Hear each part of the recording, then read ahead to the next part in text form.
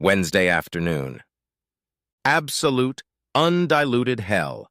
The last few hours for David Jenkins have consisted of nothing but pain and disbelief. An anonymous email had stated that his beloved wife of 6 years, Lauren, had been seen entering a cheap motel room the previous Wednesday afternoon, and that she was now having dinner with the same man again. To say David was shocked would be a gross understatement. He and Lauren were deeply in love, had sex 3 to 5 times a week, and their lovemaking was usually intense and sincere. He was not yet 30, and he thought their lovemaking was vigorous and enjoyable for each of them.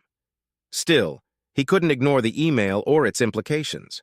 So, feeling as stressed and strung out as he had never been in his life, he drove home that day already a changed man.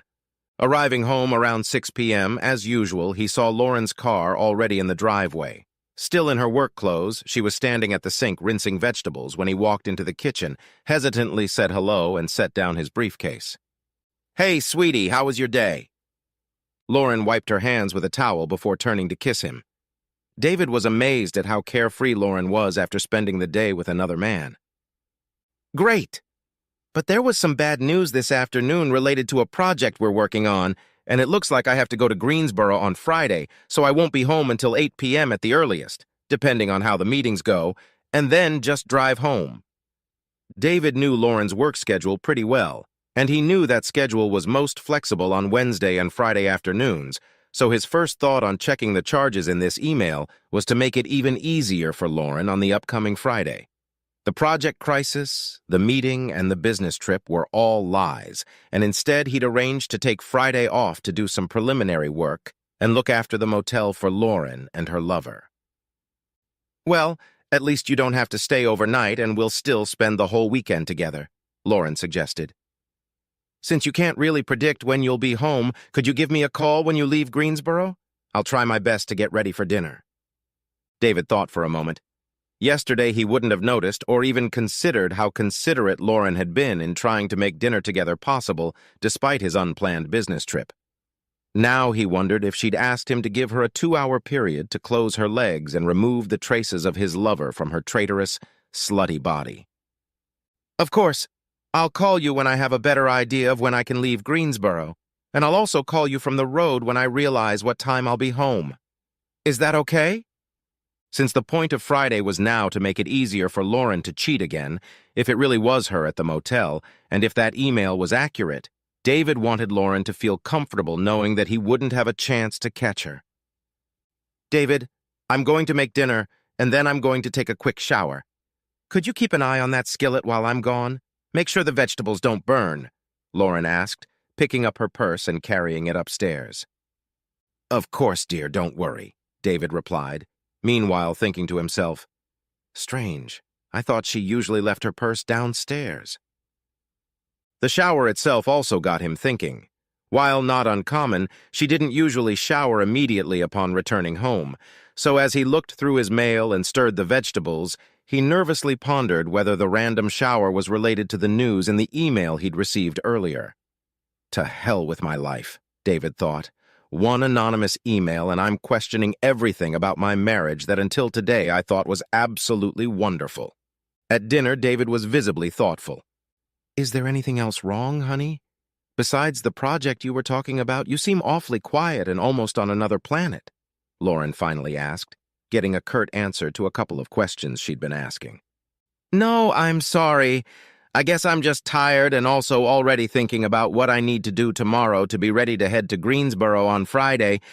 David realized that he needed to act normal so as not to make Lauren think that something was out of the ordinary. David found it almost funny. What would be considered normal now?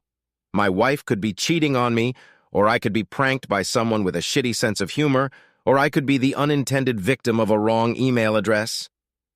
What if it was a completely different woman and the sender mistook her for my wife? To hell with that kind of life. Yesterday I was sure of my happiness, and today I'm a fucking wreck of doubt. Dinner was cleaned up, and after watching a little TV, David and Lauren talked about their plans for the weekend, and finally started getting ready for bed. David had already said he was going to bed early since he had to go to work early to get ready for his trip. David's stomach twisted in a knot at the thought of what he would do if Lauren made any moves on sex tonight. He thought about Wednesday nights and whether there had been a pattern to their sex lately, and realized with horror that, from his recollection, it had been about 50. 50. Tying that in with her shower after work, he felt like he was in the dark, trying to pin the tail on a two-faced donkey. Lauren got into bed first, and when David joined her, she quickly snuggled up behind him, hugged him tightly, and reached up to scratch his chest with her fingernails. "Can I take your mind off work for 30 minutes, love?" Lauren playfully offered. Shit, David thought. How much more can I take before I lose my temper? He patiently stuck to plan A and said, "As much as I'd like to, dear, I won't do you much good today or tomorrow. I'm just too distracted by this project hanging over me." Saying this, he again couldn't believe how much his life had changed in the 60 seconds it took to read and understand this simple email he had received just 10 hours ago. "It's okay, honey. I understand. I just thought if you were ready for it, I'd offer you some well-deserved stress relief."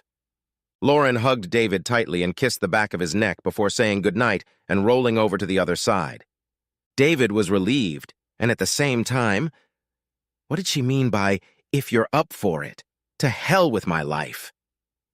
David got up and left for work before Lauren woke up, so he dodged any further questions or penetrating looks. He realized how poorly he was handling the problem, real or imagined. Last night had reminded him of Poe's traitor's heart, and after realizing that, he knew he had to avoid another night of close contact with Lauren. "Hey, honey, I'm going to be working late tonight getting ready for tomorrow's trip and meetings, so don't worry about dinner for me and I'll see you probably before bed." David left in her voicemail around noon. Thursday, however, was spent without preparing for business meetings. David was a planner and organizer by nature and profession, so while he had no hard facts about her infidelity, he wanted to organize everything. He called around until he found a lawyer who could meet with him the next day and searched the internet for recording devices. After deciding what he wanted to buy, he looked around town for any local stores with similar devices and found a store he would stop by before heading home. David is competent enough in his actual job that no one would ask him what was going on, but his heart and mind were clearly elsewhere. He got off work a little late and then went into a store with eavesdropping equipment and bought a simple voice-activated pen that he thought he could hide in Lauren's purse, which he usually had with her in her office and in her car. He also brought the work home to pretend to get ready for the next day's trip before Lauren went to bed. "Hi, sweetie. I'm so glad you're finally home," Lauren said as she walked to the door when David arrived around 9 p.m. "How's the project and the trip going?" "Pretty good, I think. We've put more resources into it since we found out about these new problems, so I'm hoping it'll be resolved on Friday, for better or worse." This is playing with fire, David reflected. For better or worse. I wonder if she feels the same way now. Thursday night, to David's relief, was a repeat of the previous night, only with hugs. To her credit, Lauren seemed completely unfazed, and, as far as David could tell, behaved towards him in the same way she had before. Conventionally speaking, however, he was such a complete wreck that Lauren probably had no trouble appearing normal compared to David.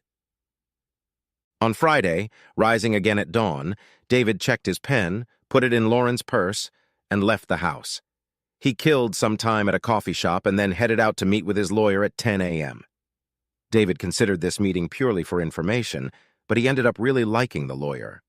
They discussed David's email and his still unconfirmed concerns, as well as the fact that today was a date with a potential lover that David was going to check out for himself. He recognized that he had nothing but the damning email, so going wah-wah on a private investigator or thousands of dollars of electronic surveillance equipment didn't make much sense. From his lawyer, David learned the shambolic reality of divorce, if anything. Without children, a no-fault divorce was relatively easy, especially since David and Lauren made comparable salaries and had similar retirement plan balances. The house was mostly in debt, so liquidating it would have been more of an emotional upheaval than a financial strain. However, David left the law office in complete disarray. How can I even feel this nightmare and think it won't be so bad? We were supposed to be together forever until death do us part. David spent his lunch hour at Starbucks surfing the internet and continuing to research the procedure for what is called divorce.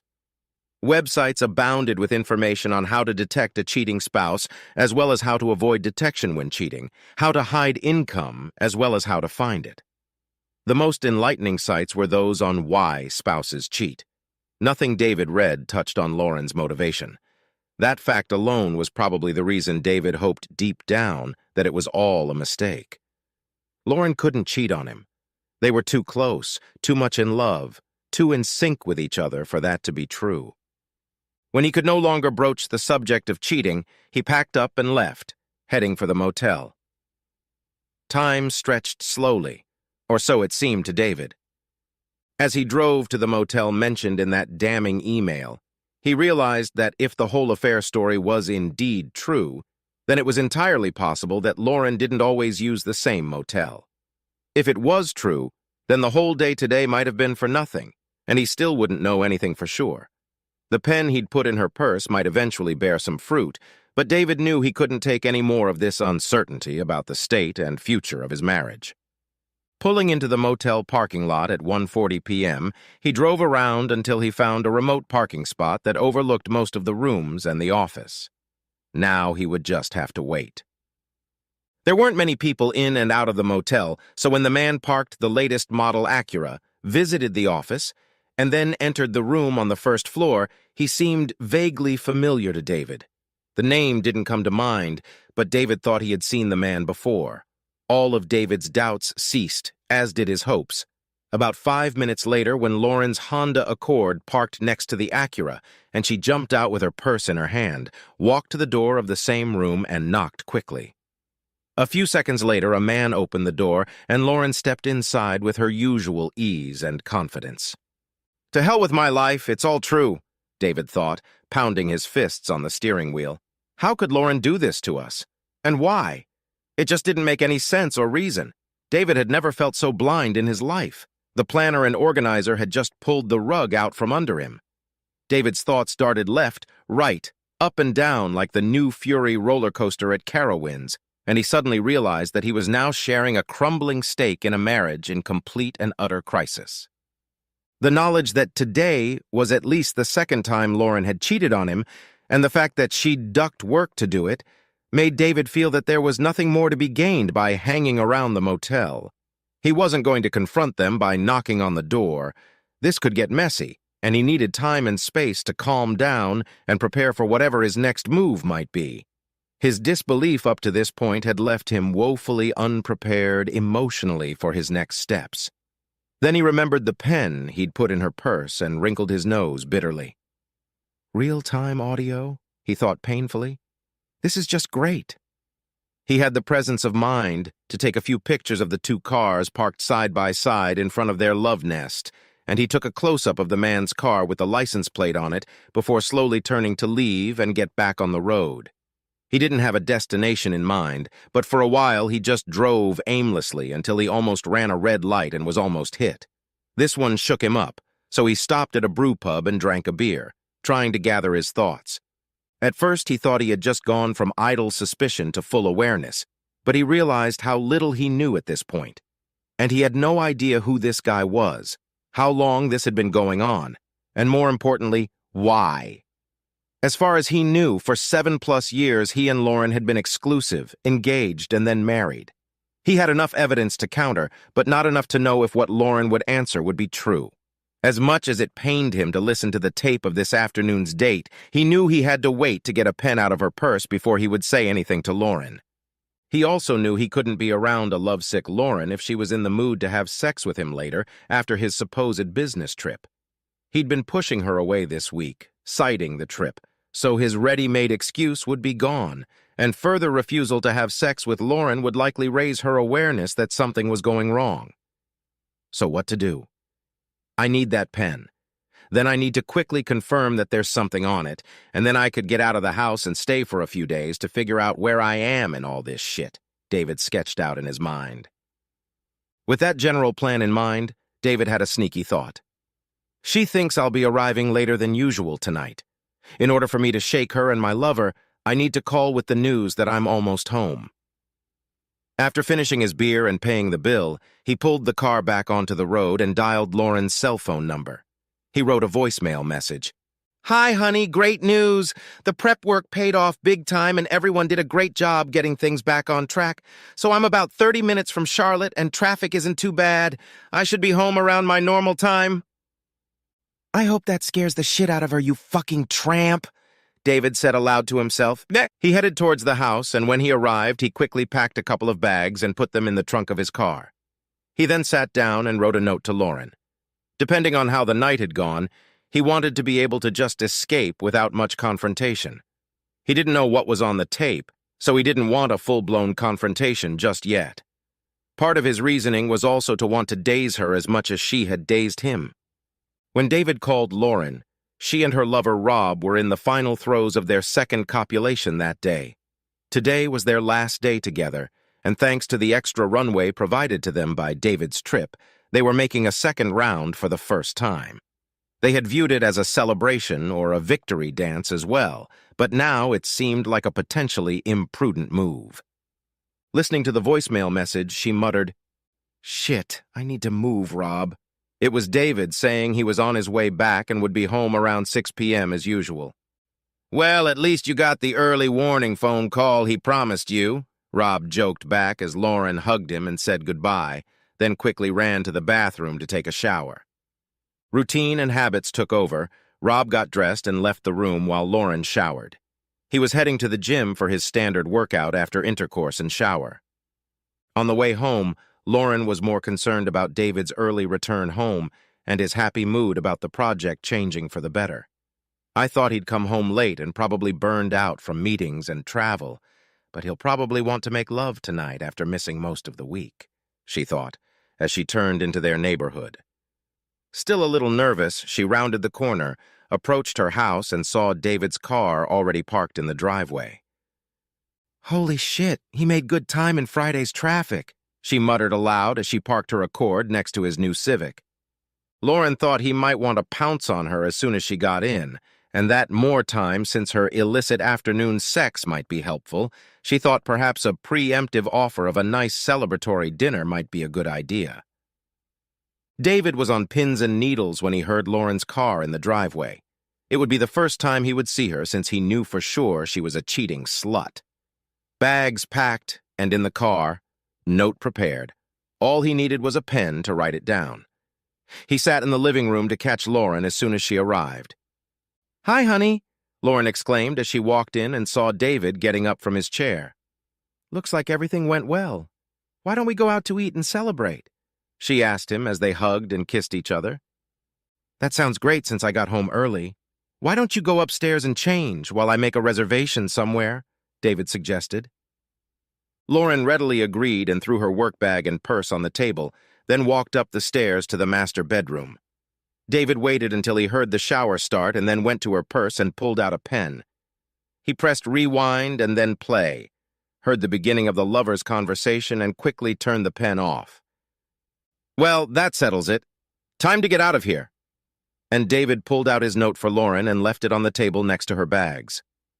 Stopping in the doorway, David looked back at their house, sadly realizing that nothing would ever be the same between him and her.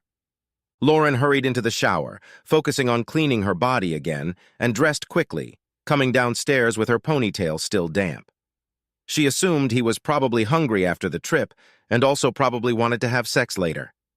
Not seeing him in the living room, she made her way to the kitchen and saw a note lying on the table. Picking it up and starting to read it, she awed, "No, God, no, this can't be happening. Lauren, I know about your lover and your affair. I couldn't believe it was true, but your afternoon date at the motel dispelled all doubts. You crushed my soul, and I am so sad and angry. I will be gone for a night or two while I try to gather my thoughts, and then I will call you to arrange a time for us to talk. Do not try to contact me or find me. Trust me when I say that I do not want to see you until I am ready. David." David left the house and drove to the hotel. Settling into his room, he ate dinner downstairs, ordered a double scotch on the rocks, and then reluctantly returned to the room to listen to the tape of Lauren's afternoon betrayal of their marriage vows. Settling into a chair by the desk, he turned on the recorder and heard the next sound as Lauren entered the room. "Lauren, Hi, Rob. I can't believe we're already done with this case. Both in appointments and time. I didn't think we'd have at least 5 meetings so easily, and even within 30 days. Rob. Hi, Lauren. Yeah, I thought it would take longer. We spent a lot more time planning and preparing than we did executing. I guess that's the result of good planning, right? I suppose. I have to say I'm glad it's over. The stress of hiding our affair is taking its toll on me, and I can see why long-term romances usually have a disastrous outcome. Yes, it's the same here. I know my wife has no idea, but I can see how over time it could easily stop. You said David would be out of town until later tonight, right?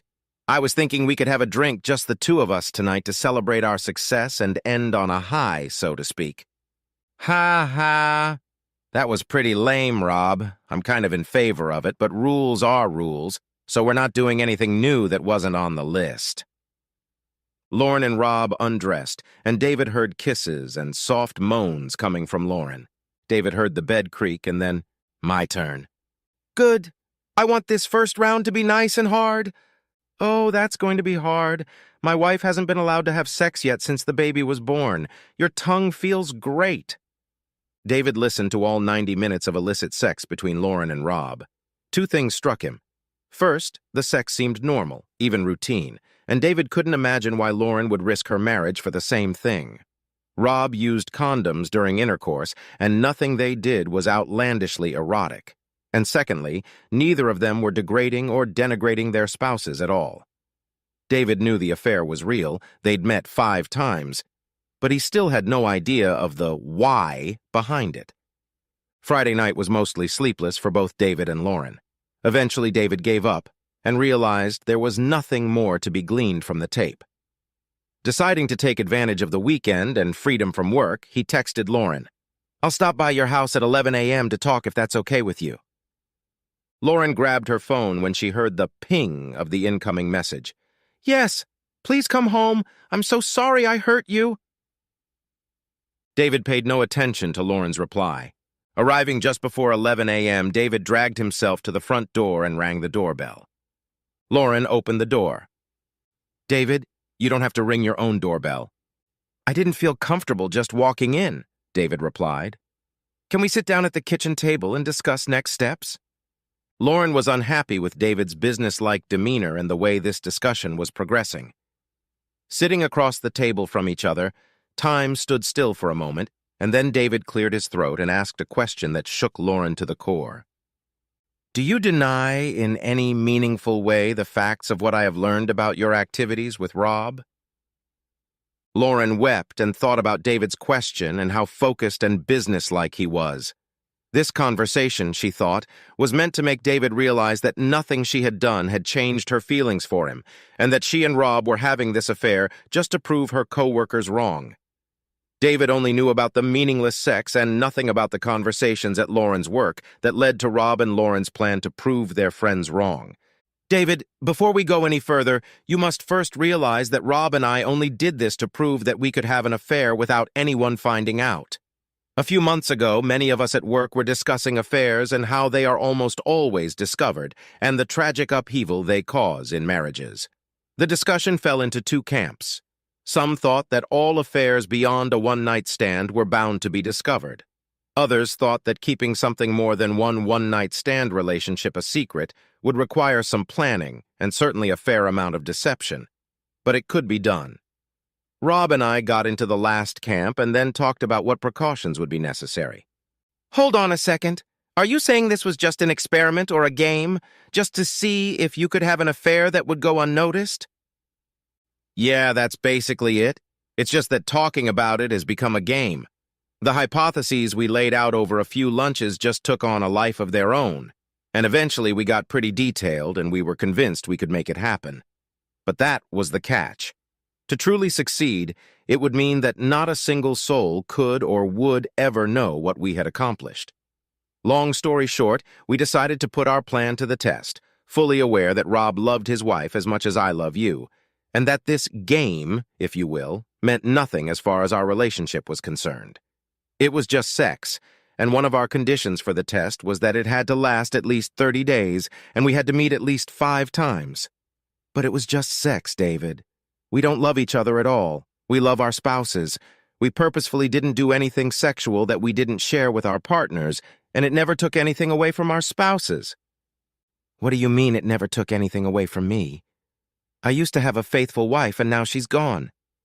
"Yes, I suppose that's true now that you know, but if you had never known it, you would have believed me faithful. In my heart, it was meaningless sex. And during that entire month, if you wanted sex after Rob and I were together, I never turned you down." "Nice one, Lauren. Sloppy seconds, no harm done. Now I feel really warm and fuzzy. Look, I know you're hurt, and you must feel terrible about what you heard, and I'm truly sorry for hurting you. But I hope the details I've shared can dispel any doubts about my love for you and erase any thoughts about my feelings for Rob. He's just a coworker I had sex with, but that's all it was, just sex. No love, no feelings. That's only because you know it's a horrible thing right now. Rob and we were very careful, and we were sure we would never be discovered, and we would never think it would do any damage to our marriages." Okay, so it's a long story to basically admit that you cheated on me for a month, slept with a man other than your husband about 5 times, and fully intended to keep the affair a secret from me, your husband, for the rest of our lives together. Back to my main question. I assume you are not denying any of the disgusting facts of what I have learned about your activities with Rob. Lauren wilted a little at the repeated direct attack on her excuses. "Yes, I suppose the facts are what they are, but the reasons for them should matter. It was just sex, and it wasn't even sex born of attraction to each other. There was no lust between us. We just needed sex to prove we could hide an affair. Sex was meaningless to each of us. David was torn between thinking that Lauren must have swallowed a bottle of stupid pills last month and wondering if she always held such crazy beliefs. I do believe that subtle part of your crap. There doesn't seem to be much passion between the two of you." "Exactly, David. There was no passion. It was just sex.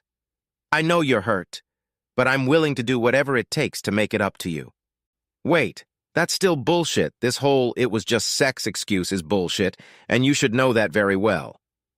We talked about being faithful when we decided to be exclusive. We talked about it at length when we talked about marriage. We dated exclusively for almost a year, and we talked again before I proposed. We specifically promised each other fidelity during pre-wedding counseling and in our damn wedding vows. I don't recall any mention of eloping 'it was just sex.'" Lauren saw that arguing with their story was pointless. "David, you're right. We did discuss fidelity at length. The point I'm trying to make is that we are on the same page where it matters, meaning our love for each other. I have loved only you for the last 7+ years and never for a second had the slightest feelings for Rob. If playing Yahtzee with Rob 5 times in 1 month could have mattered, we would have. It was just sex, but sex was necessary to pull off a secret affair. It was more like it was all the stupid pills' fault, and then David seized on what Lauren had just said. "So why didn't you just play Yahtzee? Or should you have just played backgammon? Or just do some other damn thing besides just sex? You clearly said you didn't have to have sex with Rob, and you also said that no other soul would ever know about the affair, so you could have done something else in that hotel room, and it would have looked and smelled like an affair. Mission accomplished, right? To prove that you were capable of having an affair, you didn't actually need to have sex. You still needed to hide your activities from your spouses, so there was some guilt involved. You were leaving work early anyway, so you'd still have to hide it. It really didn't matter with or without sex." Lauren's head tilted to the side as she considered David's challenge, and she felt herself sinking fast and deep. Lauren couldn't think of any other excuse to overcome his assumption. Since no one would ever know, it didn't really matter if Rob and Lauren had sex or not. To win their little unannounced bet, they just needed to play out the affair with all the necessary secrets and hotel meetings. So why was she actually having sex? "I don't know, David. I never thought about that aspect of secrecy. We planned a secret affair to see if we could pull it off. Then we decided to test our plan. We were just supposed to go all the way to the end." Lauren, all today you've used the word "just" to minimize what you've done, like saying just a second or just a little, when in reality what you've done is seriously damaging, and it's the worst thing one of us could do to our marriage. The fact that you can't see it yourself is probably worse than you sleeping with another man 5 times in 1 month. Hell, it almost feels like you've slept with him all of those 5 times, so it's no big deal. Well, this is a big deal to me, and at this point we're not getting anywhere, so I'm leaving for now. David left, heading back to the hotel. On Monday, he canceled work and began to mull over Lauren's arguments. He couldn't believe she thought so little of her fidelity that she'd cast it aside to win a phantom bet against coworkers who knew nothing. It was all a game to her. I've had enough, David thought to himself. I could sit here and agonize and try to find some explanation for her actions, but there isn't one. This was not just sex. It was a betrayal of her commitment to him, of her precious vows to keep that commitment to him forever, until death do us part. What ultimately struck David most was that no matter how terrible his final decision had been, he felt surprisingly at ease with it. He felt better than he had at any time since he'd gotten that damn email.